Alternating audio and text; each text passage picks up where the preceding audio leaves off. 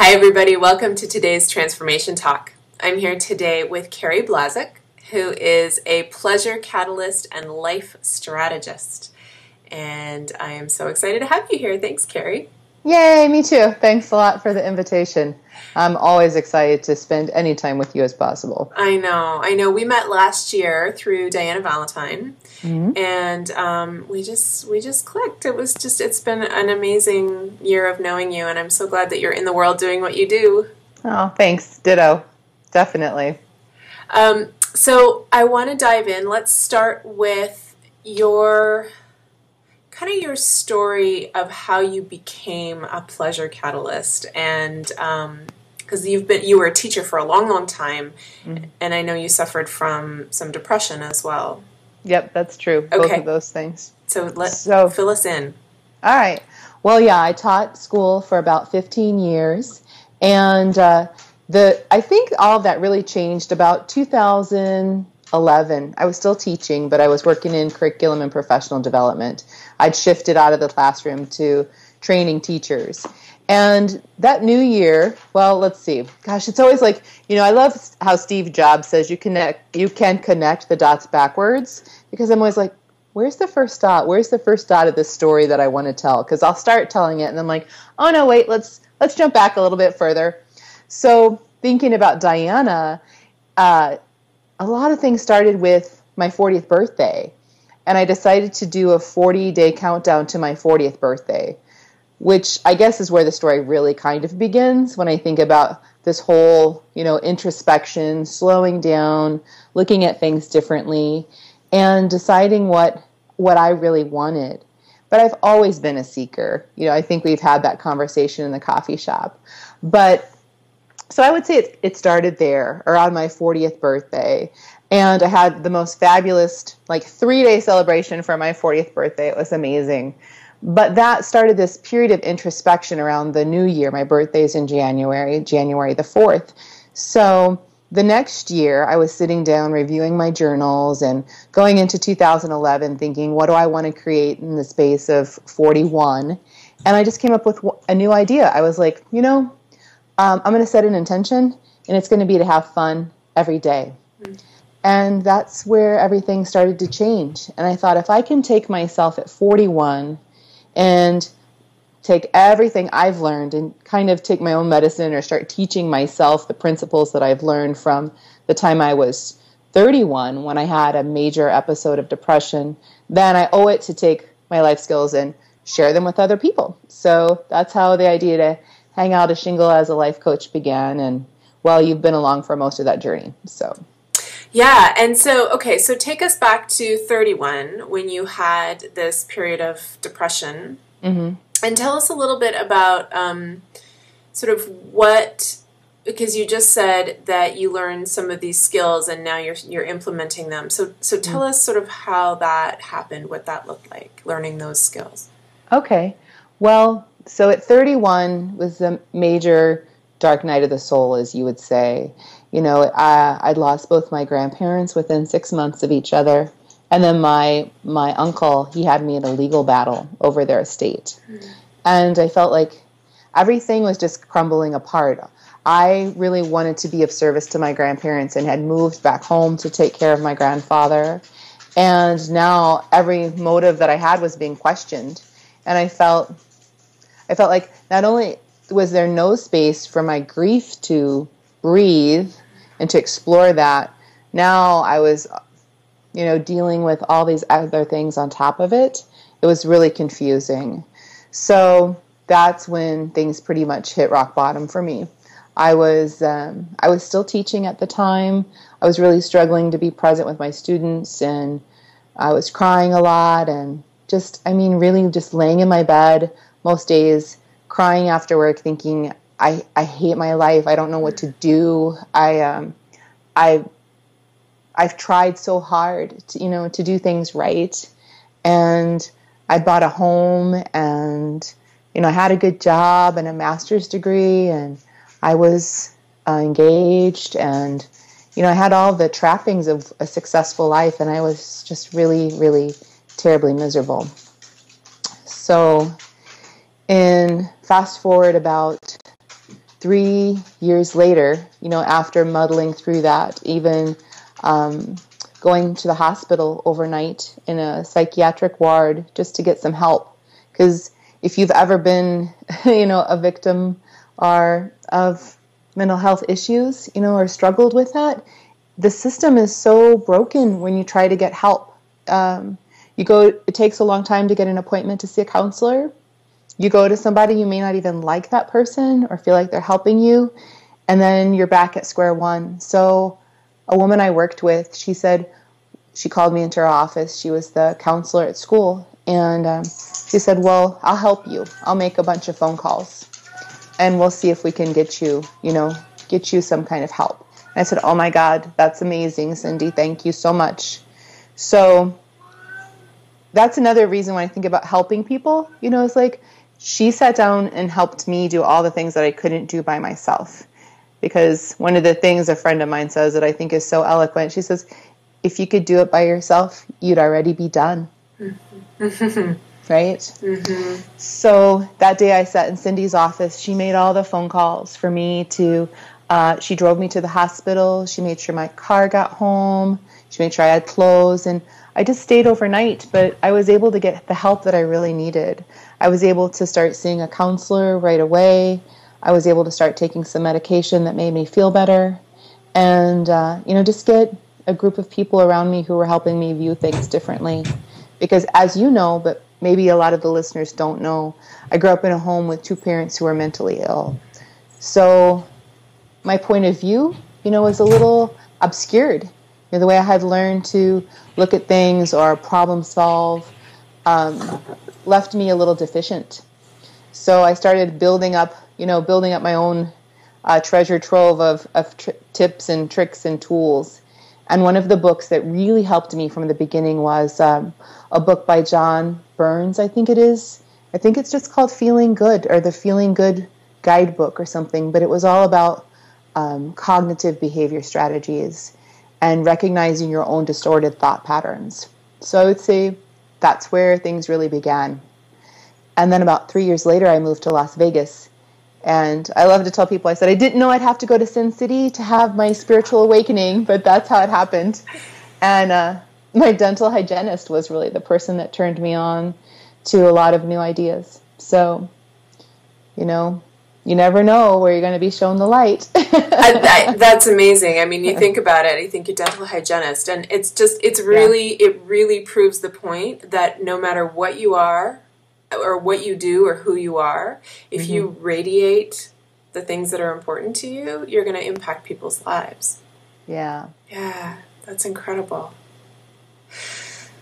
Wow, well, thank you for sharing all that. That's a lot. It's a lot to come through and come out of, and also a common story. Depression in our culture is just rampant. Yeah. And it's so good to be able to share that story, because I think most people now just see me as someone who's really happy-go-lucky and very optimistic and unstoppable.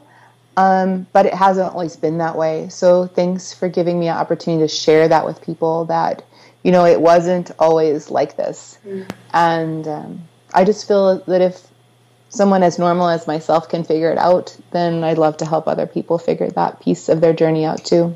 Mm-hmm. Or at least, point them to the right path. I figure if a dental hygienist can do it, I could too. Yeah.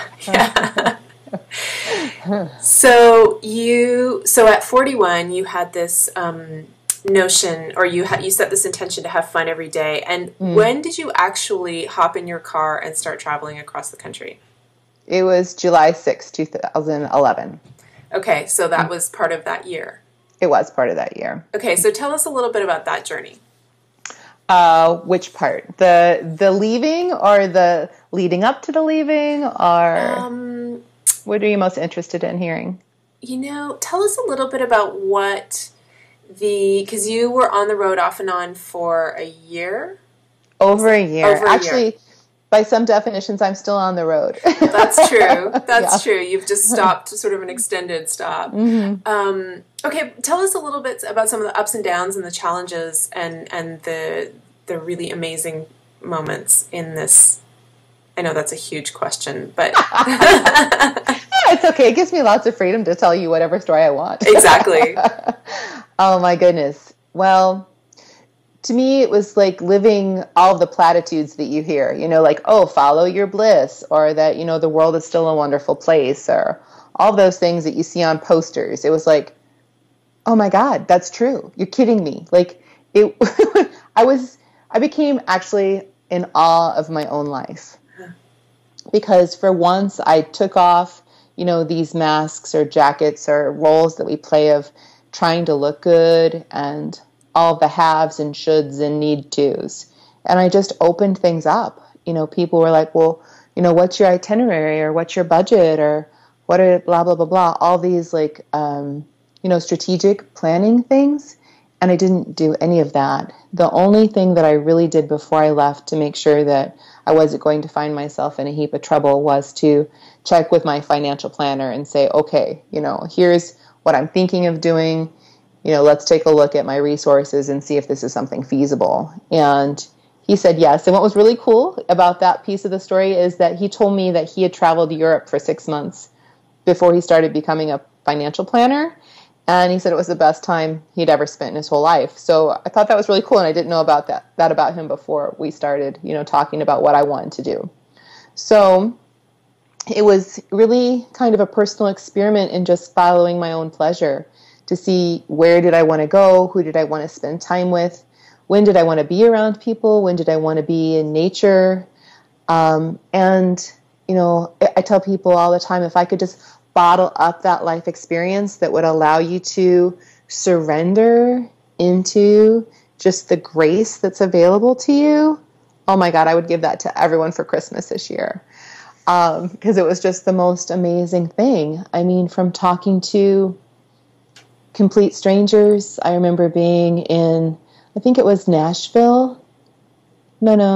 Charlotte, North Carolina, just going into a little bar where I wanted to write up a blog post and my iPad wasn't working, and the bartender was like, oh, I have my laptop behind the bar. Do you want to use my laptop? I'm like, who does that happen to? Like, oh yeah, me, thanks. Or just being really goofy and cheeky and deciding to put a Facebook post up about, seeing if someone wanted to make my last car payment because I was getting down to the wire for my finances for the end of 2011. And I thought, well, that'd be just kind of fun and goofy thing to do. They say ask and it is given, so let's put it to the test. And, 11 minutes later, the money was in my account. Wow. So it's just kind of making things up as you go along. I love to tell people, I said, I'm a reformed overanalyst currently making shit up as I go. It's kind of the same way still. I love that. Yeah. And you also, your dad had already died, but while you were on the road, your mom died as well, actually right after we met. Mm-hmm. Yeah. So that was an intense experience for you, wasn't it? It was a very intense experience, Alana. And, I feel like, so once again, being in the space of flow and allowing and finally learning to not only listen to my intuition, but follow her as well. I feel like that led me right up to you, right? Like, who could have orchestrated that? Who could have orchestrated that I would meet you, this woman whose sole focus in life is ushering people through the grieving process, and that I didn't even know about your TED Talk, but I would listen to it on the night before I got the call that my mother had passed away. I mean, to me, that is just such a beautiful example of what's available to us, because I couldn't have imagined a more perfect person to be in my corner as I was walking through all of that. Mm-hmm. So, and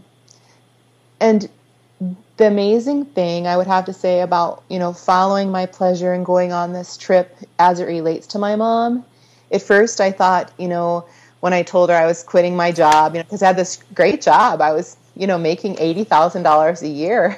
And didn't even have to work the whole year. I was on a extended teacher contract, working about 209 days a year, let's say. So when I told her I was selling my condo and leaving Vegas to travel the country, I thought she was going to say something to the tune of, you're crazy. You're just like your dad. What the hell is wrong with you? But she didn't. She actually said, I'm so proud of you. Mm.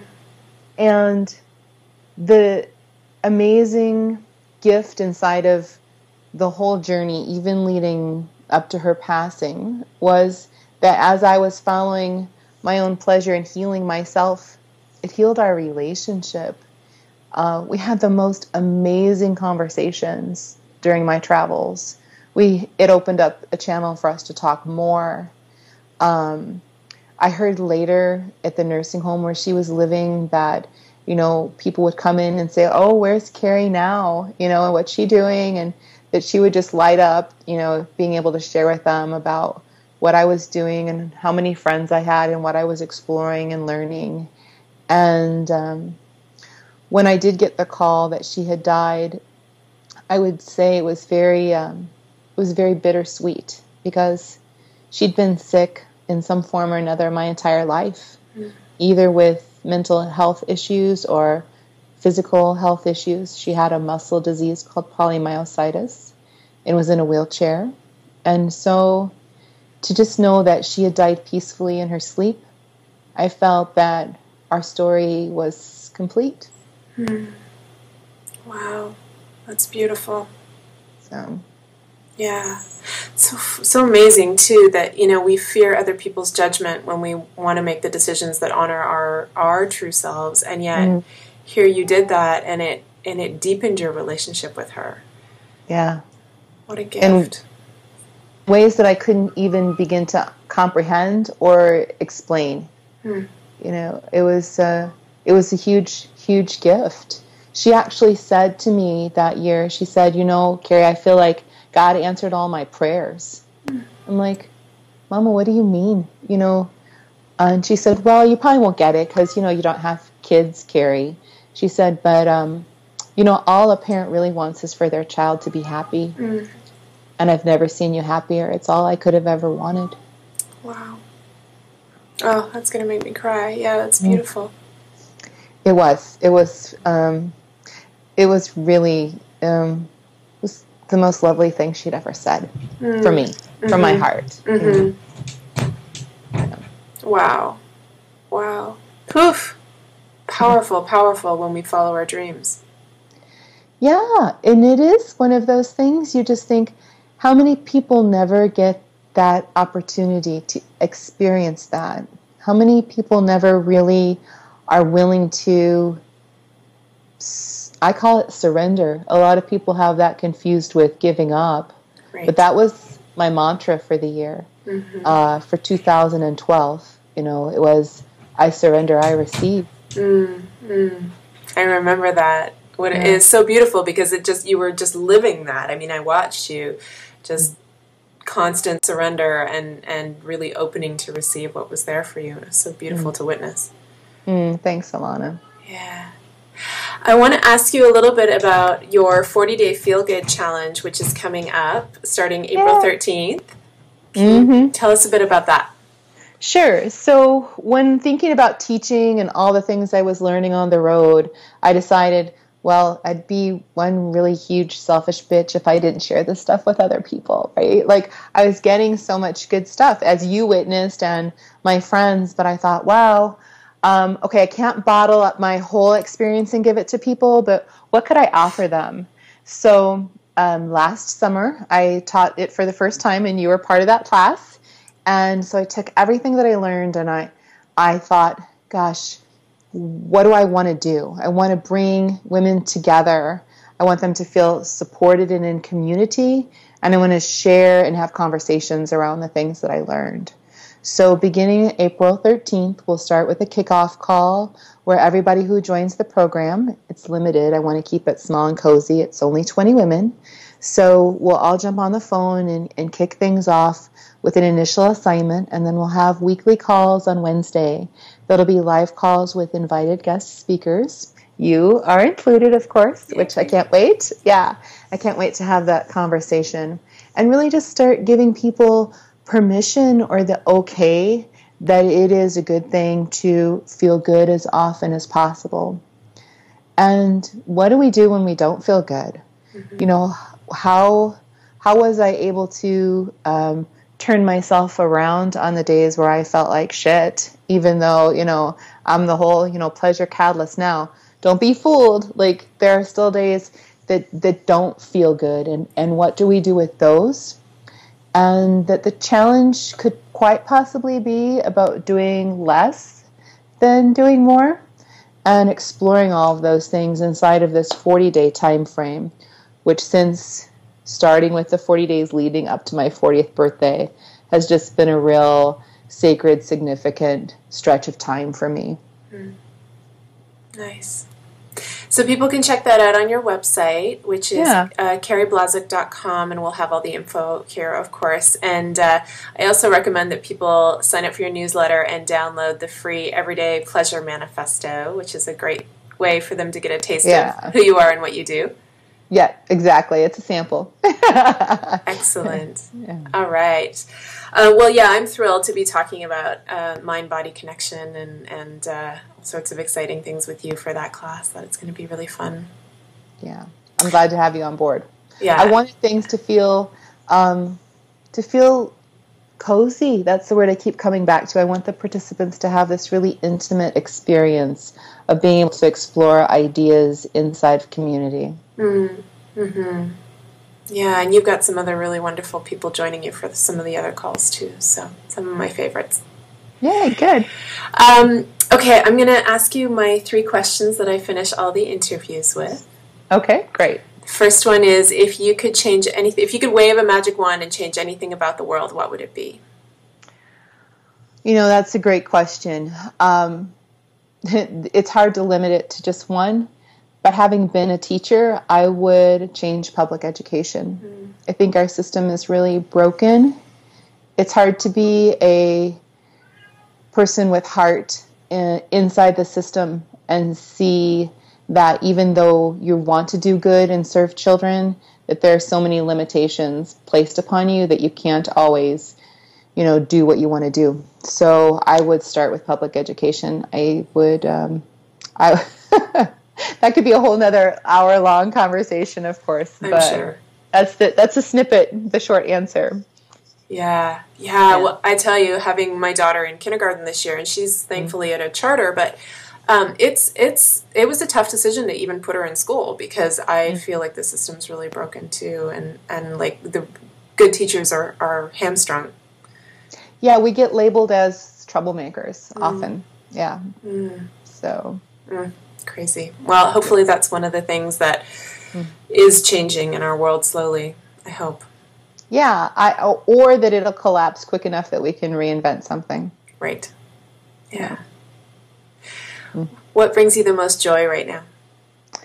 Oh, gosh. As I was driving down here today to get robust enough internet in the Netherlands of North Dakota, I put my dog in the car, and it's beautiful. It's only, I have to tell you, -2 today in North Dakota with about a foot of snow still on the ground. But driving down the road with my dog in the passenger seat, I thought, wow, you know, this still makes me so happy to just be on the open road and exploring. And I mean, for me, really, there's very little personally that brings me more happiness than being on the open road in my element with my dog. I love that. Yeah. What is one interesting or fun fact about you that makes you uniquely you? Well, something most people probably don't know about me is that I have a degree in geology. So, yeah. Pleasure catalyst, geologist, you know, they're synonymous. And as you've had the experience of knowing, I always carry birthday candles. So never in short supply of a reason to celebrate whatever comes along. So yeah, I love that. I remember you handed me one, and I thought, oh my gosh, when am I going to use this? And but it was such a fun thing, and you gave me all sorts of examples of when you could actually use it. And then before my birthday this month, I so thought of you because my daughter was putting candles in everything and singing happy birthday to me, and it was like tater tots or casserole. I just loved that. It was so much fun to witness that whole process. And you think about that, right? Like, oh, your daughter, she's on it. She knows inherently. Celebrate. Let's have, here's an opportunity, right? It's just looking for more opportunities to celebrate, because what we celebrate, we get to see more of. Yeah. And we need that as adults because it's so easy to get trapped into our lives. And hello. Pleasure and celebration. Yep. Yeah. You bet. And the fact that you can be grieving, you can be going through a dark time and still find those moments of lightness, those moments to celebrate, those moments of pleasure. I think that's important. Yeah. And I think sometimes people get the wrong idea, that they think, oh, pleasure, or celebration is about turning a blind eye to those things, to just be the old proverbial Pollyanna, And I used to think once upon a time that people who were happy were kind of stupid, that, they must not be paying enough attention. But the real treasure, I guess, maybe comes from that old idea of being a scientist and researching or digging a little deeper, is just start asking yourself, what's here to celebrate? How can I open myself up to what's present and find the gifts inside of it? Mm-hmm. Yeah. Mm-hmm. Lovely. That's a beautiful thought to end with. Yeah. Thank you so much, Carrie, for being here today. Thanks for the invitation. Yeah. Like I said at the beginning, any time spent with you is always a joy. Yeah, same here. All right. Have a beautiful day in North Dakota. I'm glad it's warming up. I'll keep you posted for sure. Take care. Okay, Thanks again. Bye.